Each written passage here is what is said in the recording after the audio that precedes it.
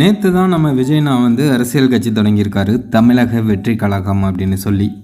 ஆனால் அதுக்குள்ளே நிறைய பேர் விஜய்னாவை வச்சு செய்ய ஆரம்பிச்சிட்டாங்க. அதுலேயும் குறிப்பாக இந்த ஒன் இண்டியாக்காரன் இருக்கானே, எங்கே பேமெண்ட் பல்காக வாங்கினா அப்படின்னு தெரில.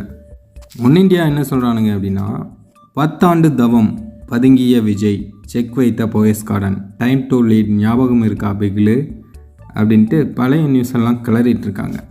இது கூட பரவாயில்லைங்க. அடுத்ததாக அரசியலில் விஜய் யாருக்கு போட்டி அப்படின்னு ஒரு கேள்வி கேட்டு 3 ஆப்ஷன் வேறு கொடுத்துருக்காங்க.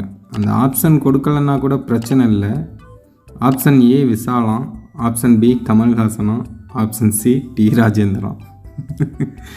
என்னங்கடா டேய், விஜய்னாவை அடுத்த முதல்வராக பார்த்துட்ருக்காங்க. நீங்கள் என்னடான்னா விசாலுக்கும் கமல்ஹாசனுக்கும் டி ராஜேந்தருக்கும் போட்டியான்னு கேட்குறீங்க. இந்த செய்தியை பார்த்த விஜய் ரசிகர்கள் எல்லாம் ஒன் இண்டியா மேலே பயங்கர காண்டில் இருக்காங்க.